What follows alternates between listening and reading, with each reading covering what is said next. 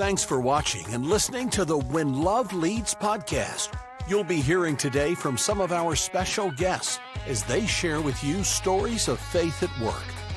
You can help more people find out about the podcast by liking us on social media pages like Facebook and LinkedIn. Now, join us as we explore people of faith at work.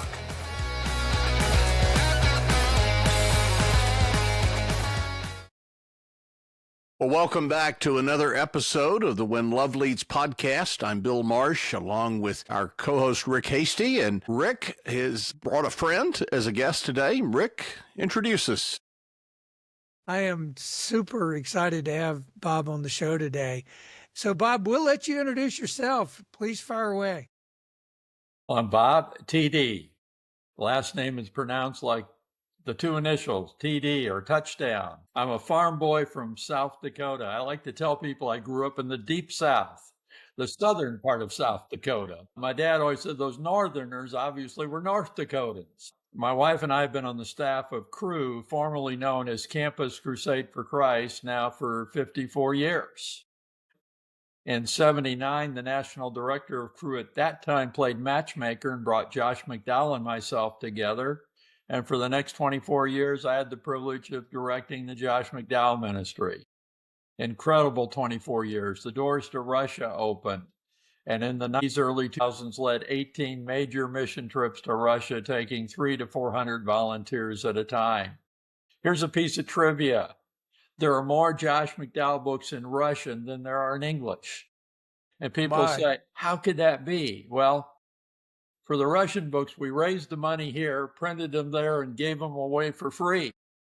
Whereas Josh's books in English are primarily sold commercially in some form. In fact, here's a rabbit trail. We once had a request from the Russian army for 1 million copies of Josh's book, More Than a Carpenter, obviously in Russian. And we were able to raise that money. I think we had them printed for 17 cents each. Wow. But what an incredible opportunity. Yes. But in 2003, I stepped away from that role. We took a sabbatical.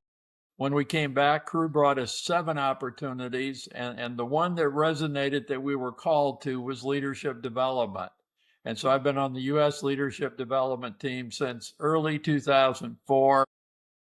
And that's quickly married to Sherry for 55 years. We have 4 wonderful kids, all married, all great marriages, 9 grandkids. Well, that's fantastic, Bob. We're most often talking to business leaders, to leaders who are in for-profit operations. And yet I think sometimes we overlook the fact that every ministry I've been around, and I've been around quite a few as a consultant over the years, they really do well when they're run like a business. But I'm curious, when I make a statement like that, what does that mean to you? Well, Rick, you might enjoy this statement. Josh McDowell always said, there is no such thing as a nonprofit ministry for more than a couple of months. And in other words, you still got to make it work financially. And, where on one hand, you might not have traditional clients or customers, you have ministry partners that, you have to reach out, build a relationship, involve, take care of them, just like for-profit companies take care of their clients and customers. And of course, you're ever looking ways to market yourself. In other words, to let more people in on what you're doing and give them an opportunity. And so you're exactly right. Well-run businesses, well-run ministries and nonprofits share a lot in common. And it all comes back to leadership. There's a quote I love, when a leader gets better, everybody wins. That's true whether it's a for-profit or nonprofit. Wow. Those are some really good points. So with that in mind, tell us a little bit about how you came to faith. Wow, thank you. I grew up in a Christian home. I finally say I was taken to church every Sunday even before I was born. And yet growing up in that particular church, I would say I knew a lot about Jesus, but I didn't know him personally. And much like you could say, well, Bob, do you know a lot about Abraham Lincoln? Yeah, I do. But no, I don't know him personally. Obviously, he was long gone before I was born. But went off to the University of South Dakota, joined a fraternity, and about 6 weeks or so into my freshman year, we came down to dinner in our fraternity house. We would always gather in the living room until the dinner bell rang and the door to the dining room opened. And when we came down, it was a Monday night, there were some fraternity men from Iowa State in our living room. Well, we were polite, introduced ourselves, they introduced themselves. We didn't really know why are they here, but the dinner bell rang. We all go in, and our president said, well, gentlemen, we have guests here tonight. They're all involved in the fraternity system at Iowa State, but they're also involved with a student Christian movement called Campus Crusade for Christ. And they're going to be our Monday night speakers. You see, every Monday night at our fraternity, we had a speaker after dinner. Well, when dinner was over, all 50 of us moved to the living room. 3 of those, there was about 4 of them, the first 3 shared how they came to faith in Christ at Iowa State. Rick and Bill, I'd never heard anyone my own age talk about coming to know Christ. And I was sat there amazed, captured, intrigued. And I thought, wow, for them to be so bold as to share this, it must be real. And the 4th guy got up and he shared the 4 spiritual laws. And he ended with saying, gentlemen, if any of you'd like to pray and ask Jesus Christ to come into your life, to forgive your sins, to give you eternal life, I invite you to pray along silently as I pray out loud. And I remember praying that prayer. And that was the start. All the steps since then happened because of that start. So that's how I came to faith at the University of South Dakota. There's another piece to this story, though. What I just shared, I kind of call in the iceberg illustration, that's the tip of the iceberg. Meaning, 4 guys came to my fraternity house. 3 of them shared their faith in Christ. The 4th one shared the 4 laws, invited us to pray along. I prayed along. Bang. There's another part of this story, though, that's the rest of that iceberg. 4 years later, when my wife and I were joining the staff of Campus Crusade for Christ, we stopped by to visit with my maternal grandfather. And, I don't actually recall ever being with him one-on-one before that meeting. My mother was one of 8 kids. We went there frequently on Sunday afternoon. As a kid, I loved it, because the house was filled with first cousins to play with. And I know I got a hug and a pat on the head and how are you, Robert? But that day, just Grandpa and I and Sherry, and Grandma had already passed. And so we're telling him what we're going to do, strong believer, and he loved it. And, I looked at the watch, said, hey, it's time for us to go. I stood up. I said what Christians say. I said, well, Grandpa, you're going to need to pray for us. And at that moment, it was like time stopped. And he said, Robert, don't you know? From the day we heard your mother was pregnant until this day, there's never been a day I haven't prayed for you. And he had tears running down his cheeks, and his tears caused me to have tears. And we sat down, and for 2 hours, he told me stories I'd never heard before. But the first story he told me, he said, Robert, I was always Robert to my family. He said, Robert, on the day you were born, before we could go see the new grandbaby, we had to milk the cows. And he said, your grandmother went out to gather the cows. When she came back, he said, I could see something happen to her. And I said, Mary, what happened? And she said, God spoke to me. And he said, really? God spoke to you? What'd God tell you? In other words, this wasn't just like a normal occurrence. Yeah. And she said, God told me that Robert is going to serve the Lord. Now, I have no explanation for why my grandmother never shared that with me. And I experienced her as a godly, praying, giving woman, but I never experienced her personally, going around saying, hey, I've got a word from God for you. Right. Not that that'd be wrong, but I didn't experience that. And this had never been shared with me until I'm 22. And ever since then, I'm saying the iceberg, yeah, I can talk about 4 guys came to my fraternity house. 3 of them shared how they came to know Christ. 4th one, the 4 spiritual laws, invited me to pray. It's that simple. Below this, grandparents praying for me every day of my life. And this word from God that I accept, I still can't explain it. In the scriptures, it was frequently said, Mary would say, or it says of Mary, and she pondered these things in her heart. Yeah. And kind of ever since, I've been pondering that in my heart. I think if we asked Mary, hey, explain that, how'd that work? 1, 2, 3, 4, she would have shook her head and said, I don't know. Only God. And the same way. So that's the rest of the story. Wow. Wow. Bob, as lifelong staff members at Campus Crusade, I'm sure for most of that time, if not all of it, you all have had to raise your own support as crew staff do. Tell us about that experience, and especially times when you have seen God's hand just in ways that are just incontrovertible, if you will. Well, let me go way back. Our senior year, while we're considering joining the staff of Campus Crusade for Christ, I met with a staff member, one of my best friends. And I said, he was asking, Bob, what are you going to be doing? What are you thinking? And I said, well, this would be an easy decision if Bill Bright just paid salaries. But I don't know about this thing of living by faith. And he smiled, and knowing my parents called me Robert, he said, Robert, sometimes I can't believe how green you are yet. He said, I know all the options you're considering. I mean, sometimes you're thinking maybe you'll go back and take over the family farm. He said, I'm just wondering, is your dad always guaranteed a crop, that there'll always be rain, no hail, adequate moisture, always a good crop? Or does your dad as a farmer live by faith? I smiled and said, well, yeah, put it that way. Yeah, my dad lives by faith. Yeah, there's no guarantees as a farmer. He said, well, that's what I thought, but I just wanted to check. He said, second, I think sometimes I've heard maybe you'll go to seminary and become a pastor. He said, I guess you imagine you'll become the pastor of, a very affluent church, and they'll provide you a nice salary, a nice living. But he said, do you have any idea how many pastors get upside down with their churches and get let go?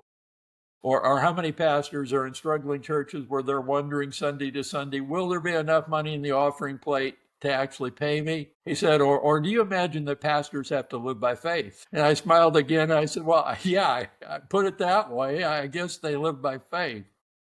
And then he said, sometimes I hear that you may go into business or, be hired by a business. And he said, I'm just wondering, do you have any idea?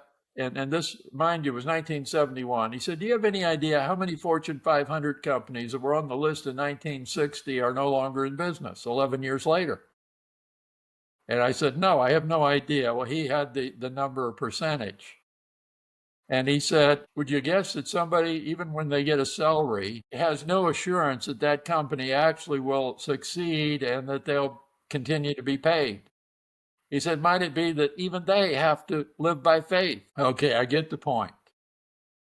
He said, Bob, the issue is not how you'll be funded. The issue is, what is God calling you to do? Because no matter what it is he's calling you to do, you will have to live by faith. And that was so clarifying, because almost instantly, yeah, he's called us to join the staff of Campus Crusade for Christ. And now, mind you, the one thing that I didn't like, having to raise support, has actually turned out to be what I would consider one of the greatest blessings of being on staff. I frequently share that every paycheck Sherry and I receive comes with a huge perk. And people hear perk, I didn't know Campus Crusade provided perks. They do. It comes with the love and prayers and partnership and friendship of now almost 100 couples or individuals. And sometimes I think, what if we hadn't come on staff? How many of these meaningful friendships, relationships we would have never had? And I even break out in a sweat thinking about that. And so the one thing that I objected to most has turned out to be the greatest blessing. And if the president of Crew called today and said, hey, Bob and Sherry, got good news for you. You can write all those ministry partners, tell them you no longer need them. We're putting you, we're going to fund you completely. I would politely say, no, thank you. We want to continue to get that perk that comes with every paycheck. So there's my answer. Bob, you made the transition, I guess, in 2004 to leadership development. It's true in every sphere of where humans work. What do you think makes a great leader? Now that is a great question. And I know my answer has changed over time. because when I'm speaking about leading with questions, I start every speech with a confession. And my confession is this: for most of my career, my crew career, looking back, I was a benevolent dictator, not out of evilness, but my only paradigm of leadership was I thought the job of a leader was to figure out what needs to be done and then to ask your staff to do what you've figured out. Now, I did say benevolent. So, Bill, if you'd been on my staff, I don't think I ever would have said, hey, Bill, go do this. It'd been more like, hey, Bill, here's what we're working on. It'd really be great if you could please do this. But I was still giving the direction. And when you did it, Bill, I would have said, Bill, thank you, at a staff meeting. Bill, stand up. You all need to hear what Bill did. And I'm not suggesting we got nothing done, but I am saying that was my only paradigm. In other words, a great leader figures out what needs to be done and with politeness, please and thank you, asks his or her staff to go do it. And of course, thank them when they do. For me, that changed in 2006 when I discovered a new book. I love books, especially leadership books. Sherry, my wife, says he eats them for breakfast. Little sugar, little milk, they taste really good. But in 2006, I found the first edition of Leading with Questions by Dr. Michael Marquardt. My usual practice at a bookstore is to find 2 or 3 leadership books I've never seen before, sit down, peruse them, decide if I'm buying it. Well, that day I perused that book, a few pages, said, nope, this one's going home. I had no idea it changed my leadership forever and actually set me on a whole new path. As I read that book, literally filled with stories of leaders from around the globe, not just the U.S., and the questions they used, I had only one question: why hasn't anyone ever shared this with me before? It immediately made sense. And so back to your question of what makes a great leader, this actually takes a heavy load off of leaders. A great leader doesn't need to have all the answers. They just need to have some of the questions. And, and coupled with that is probably an understanding of emotional intelligence. And I don't mean you got to become a PhD in emotional intelligence, but I love to ask leaders, I'll ask you this question. How have you felt whenever you've had a leader, someone you report to, say, hey, Rick, what do you think we might do here? How did that make you feel? Yeah, I always appreciated the leader who was interested in my thoughts. Yeah. Of course, that's because I always thought my thoughts were really good. Of course. Fortunate for them, they knew better. But in any case, to take the time to just listen was always a really special moment. And let's just say when that leader heard your idea, Bill, they said, wow, Bill, that's good. Go ahead with that idea. That's going to work. How hard did you work then? Yep. Really. Whose idea were you executing? So do you think that's the best question in a leader's arsenal, or is there another one or two you might offer as the best question? Well, here's a question Jesus used. But also, let me share a story from Bill Marriott, founder of Marriott, what he considers to be the 4 most important words in the English language.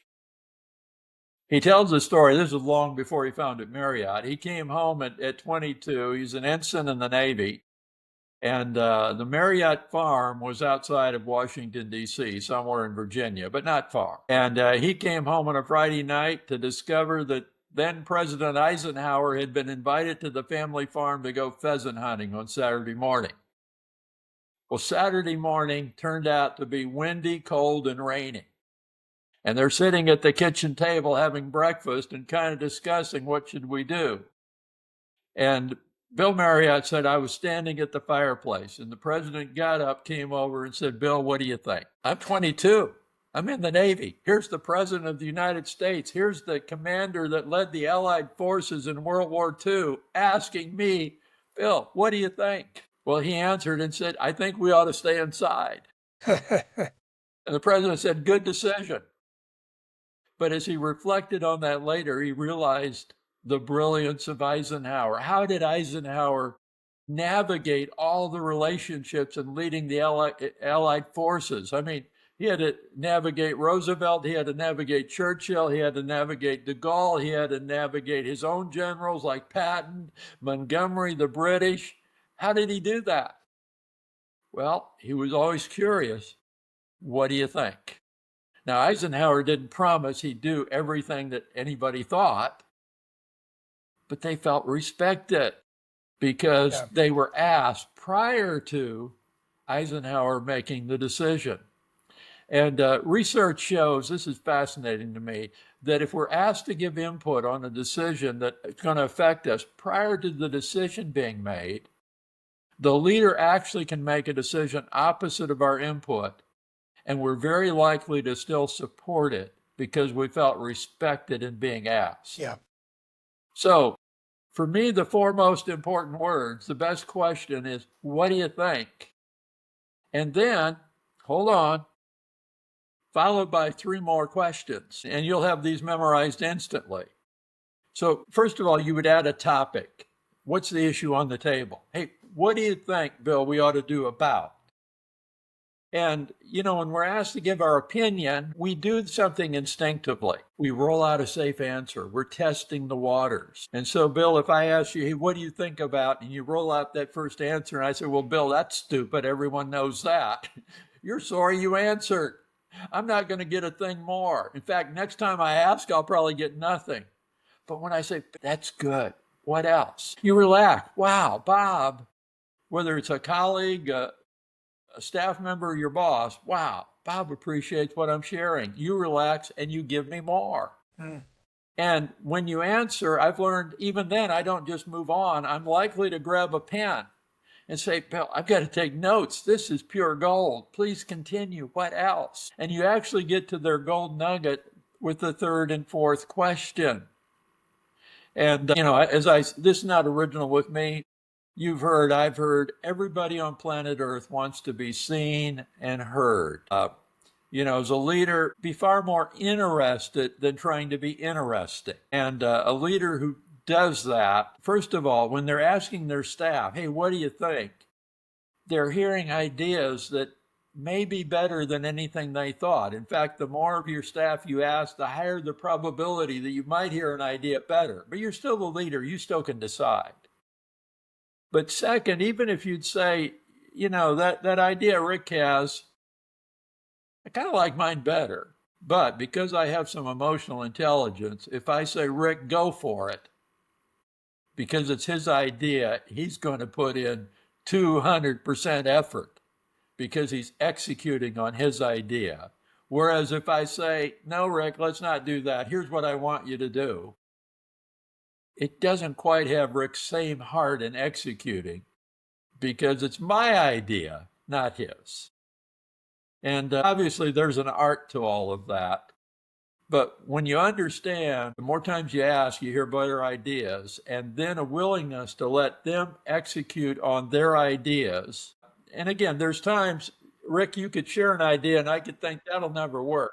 Well, rather than just saying, hey, Rick, that'll never work, I can say, wow, Rick, that's an option. I think it'd be good if we got 3 or 4 options on the table. What would be another option? And let you, mine and dig a little deeper, increasing the probability that I might think as your leader, oh, that third option I like. But you'll still own it because you came up with it. It's really good. So I'm curious, if you back up now to 2007, I think you said, when you first were introduced to that book, tell us a little bit about how you went about implementing that approach when you'd had a very different previous approach to leadership. So how did you learn how to start asking questions, and was it hard? And do you have any examples of where you saw the difference? Well, again, mind you, I was already on the leadership development team. And so as I read this book, it was like, wow, love this. And I love to teach. And so quickly it was like, wow, I can put together several sessions on leading with questions just out of this book. And ultimately I had an 8-session seminar on leading with questions, and generally not done in 8 sessions in a row, but over time. Yeah. And I found that others, and to this day, I find that others, when they hear this idea of leading with questions, that so many of them, their experience is exactly like mine. How could I have missed this? Why didn't anyone share this before? In other words, you don't have to twist arms to get somebody to embrace it. Many leaders, upon hearing it, say, good grief, how did I miss this? Yeah, let me, how do I do this? And so I began to put those together. But I remember one particular morning, I'd been with this team the day before, and the next morning we were regathering to continue. And, kind of before we got started, one of the women in the group, who was also a mom, said, can I share something? Well, of course. Well, she shared about her son, Jonathan, who had just graduated from the university and was in his first year working at a bank. And she said, we've been blessed with a great son. The usual practice when he calls is, I listen. He tells me what's going on. And I say, well, Jonathan, here's what you should do. And I tell him what his mama thinks he should do. She said, well, last night when he called, just before I started telling him what to do, I remembered what we did today or yesterday. And so I started asking him questions. She said, I have to say, I think it was the best conversation I've ever had with my son. Yeah. And I thought later, I should have paid her to say that. Yeah. Because I could see, all the other just awareness coming on the faces of people. Like, wow, that really works. And so let me go down a funny rabbit trail here for a moment. Rick and Bill, are you aware that in the FedEx logo, I'm assuming you've seen the FedEx logo, that there's a hidden symbol in the FedEx logo? Are you aware of that, Rick? I'm not aware of that. 80% of the population is not aware. And Bob, in fairness, let me say it was only when someone pointed it out to me a couple of years ago. So it's not like I was bright enough to to see it. The same with me. The same with me, Bill. It's now probably a year and a half ago, and somebody pointed it out. On the FedEx logo, if you look carefully at the end, there's an E and the X. Well, the bottom part of the E and the next part of the X forms a forward arrow. FedEx moves things forward. It's subtle, but once you see it, you'll never not see it. Yep. Bill, every time you've seen the FedEx logo since then, you've seen the arrow, haven't you? That's right. And you kind of smile. I see it. Same with me. And Rick, you'll join that club of having seen it. Hey, I already have. I already looked it up right here. There it is. People say, well, yeah, Bob, that's fun. I thought you were talking about leading with questions. What in the world does that have to do with leading with questions? Well, here's what I use that illustration for. I think most leaders haven't led with questions, not because they've considered and rejected the idea, but just like our friend Rick, they've never seen the arrow. They've never seen it. Yeah, we know there's questions and answers, but we've never seen it as a leadership tool. But once they see it, it's a lot like once you see the arrow in the FedEx logo, you'll never not see it again. And once leaders see the concept of leading with questions, it's like they'll never not see it again. And there'll be times, here's a true statement. I'm a natural teller. You probably can't even pick this up so far in the podcast. This has been true of me since I was a little kid. And, my high school annual, they wrote a little thing about each graduate. There's only 80 in my class, but it was like, wind up this person and they do this. And it was like, wind up Bob and he'll give a speech. Well, it was true. But once I saw leading with questions and saw how much more effective it was, like, wow, let me go another path. One of the books I compiled, I didn't author, but I compiled, was 340 questions Jesus asked. Now, the reason I say compiled is the questions were all recorded by Matthew, Mark, Luke, and John. Right. I just went through the four Gospels plus the book of Acts and pulled out the questions they recorded. And of course, it was Jesus who asked them, and they recorded what he asked. So I'm a compiler. But 340 questions. Wow. And one day, this farm boy, I was having a really deep thought, deep for me. And I began to think, the person who writes a complicated computer program with all the code would probably be the one that would know best how to make full use, how to completely leverage his or her program.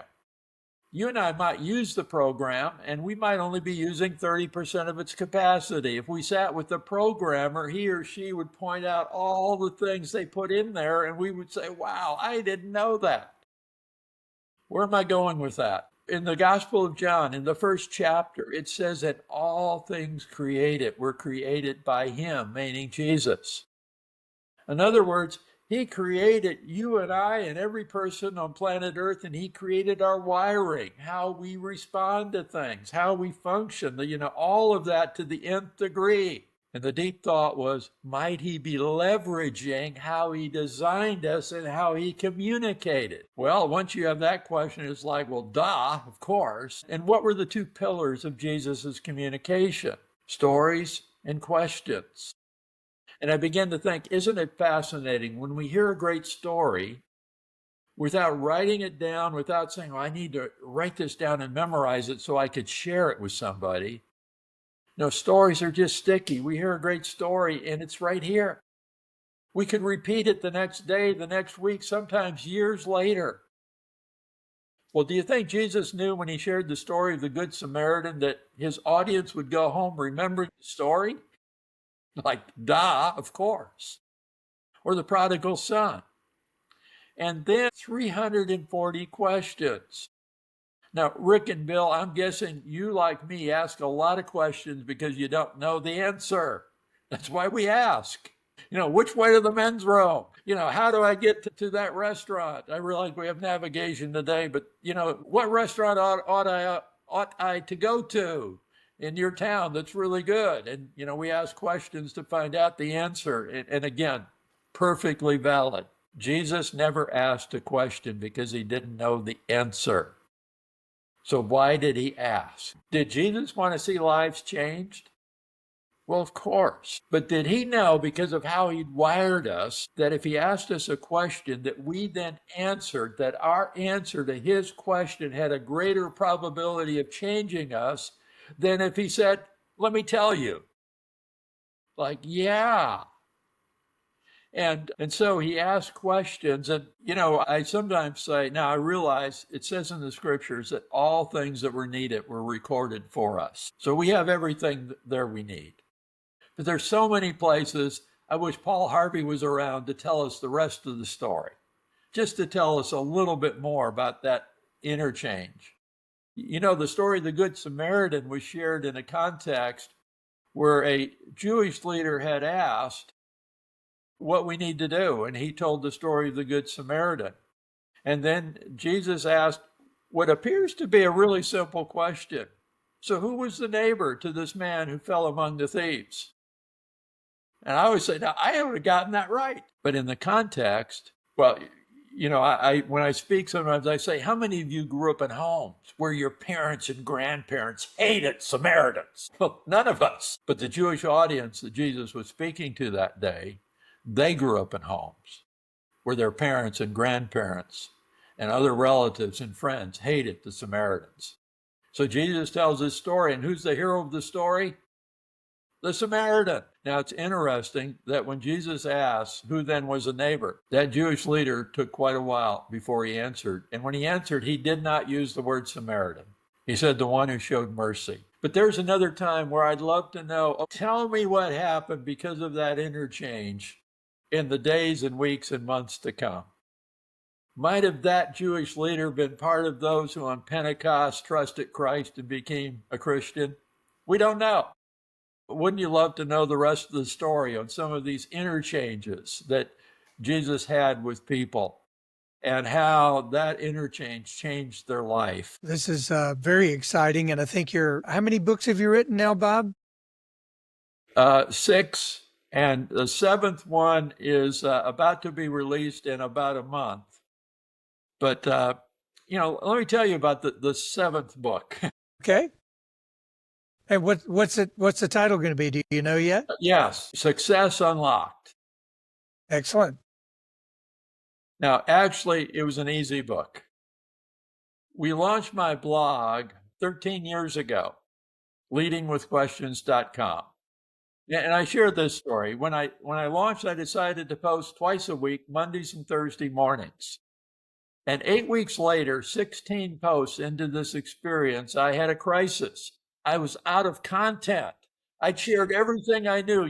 I said I had those 8-session seminar. I'd shared everything. And I sat and I said one of those quickie prayers, actually a question.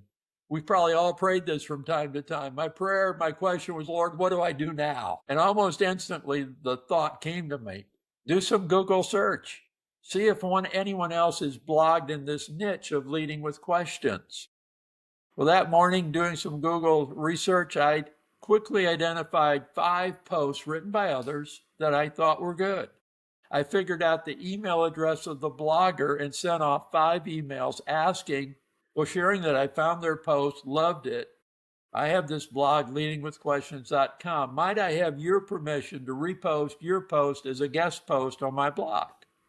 And I promised I'll do nothing without your permission. I hit send. Within 24 hours, I had 5 yeses. And today, fast forward 13 years later, now over 1,300 posts, but there's been, I think, over 500 guest post authors. And I've also been privileged to excerpt from well over 100 books. So in other words, today I'm much more a curator than an originator. Well, as we were planning for the 13th anniversary of Leading with Questions, we came up with this idea.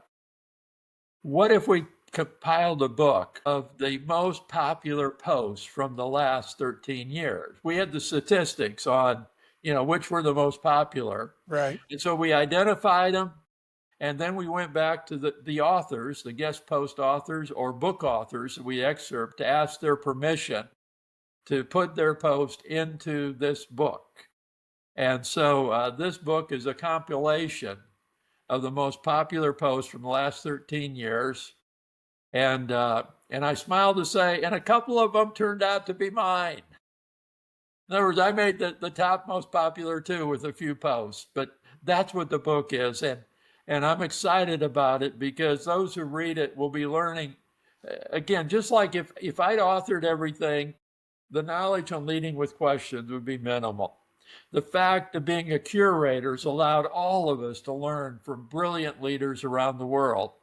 And so in this book, you'll be able to learn from the who's who of leadership around the globe on Leading with Questions. And it will be available for free download on May 30th, but people can go now to leadingwithquestions.com and at the top, click to reserve your copy now. Enter your email address, and on the day it becomes available, into your inbox will come a link where you can download that new free ebook. Well, that's an excellent recommendation right there, Bob. Let me ask you for another one, though. You've written now, all soon to be, 7 books. Which one is your favorite? It's the Red Book, which is, now that's a great question.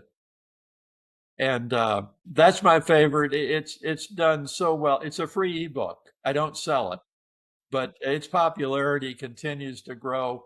And that book was authored by me. And people say, well, how'd you write it? And I share, well, I wrote it one blog post at a time. It came out about 6 years ago. But at that time, went back to identify what were the most popular posts that I'd written and contributed over the years. And we put all of those together.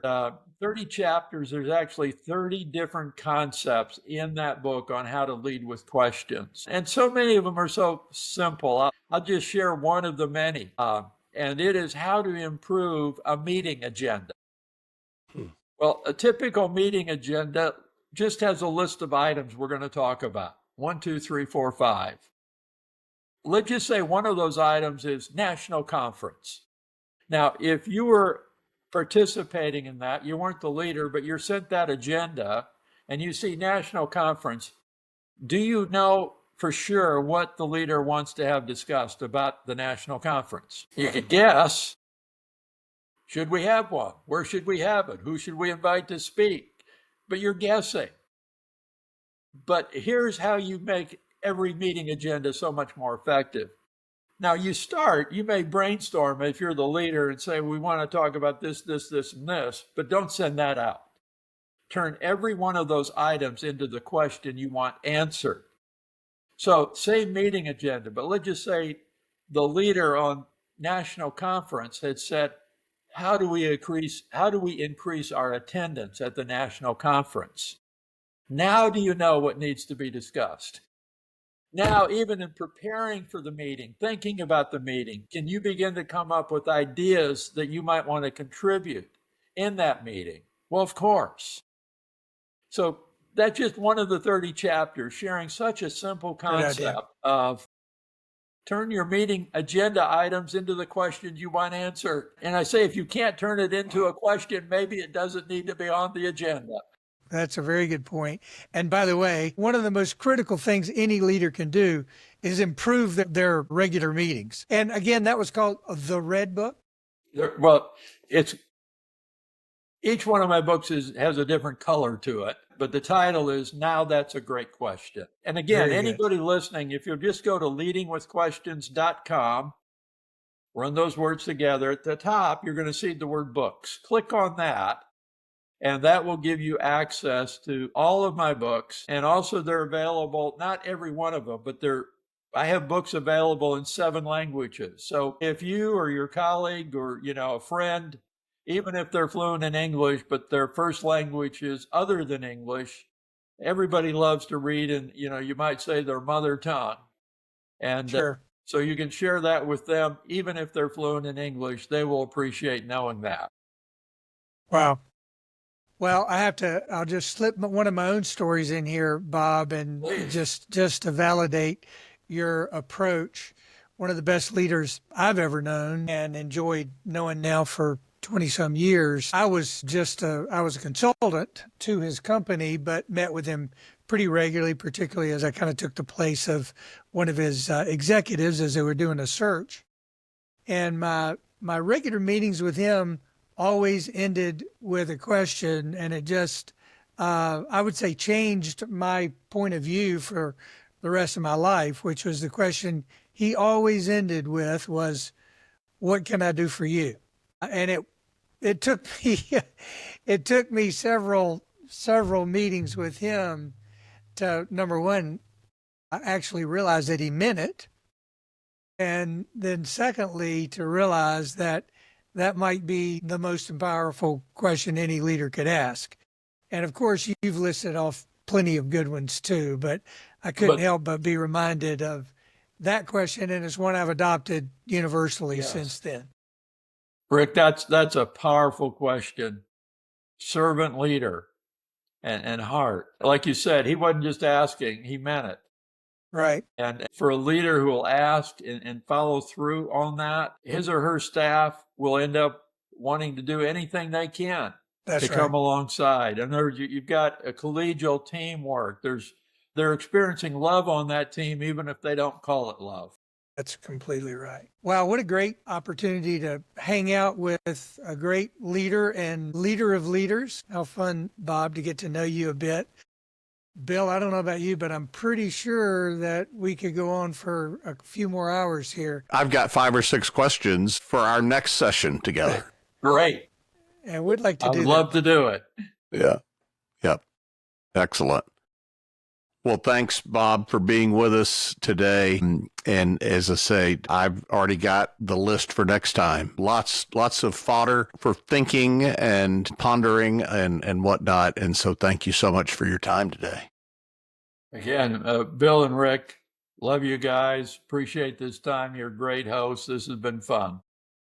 Thank you so much, Bob. Thanks for watching and listening. Don't forget to click the like button on your app. You can find more episodes like this at our website, whenloveleads.com. While there, you can also sign up for our newsletter, where we explore many of these topics deeper. and be the first to hear about upcoming podcast topics and guests. You can help more people find out about the podcast by liking us on social media pages like Facebook, Instagram, and LinkedIn. Finally, please subscribe wherever you get your podcasts and on YouTube. Until next time, remember the difference it makes when love leads.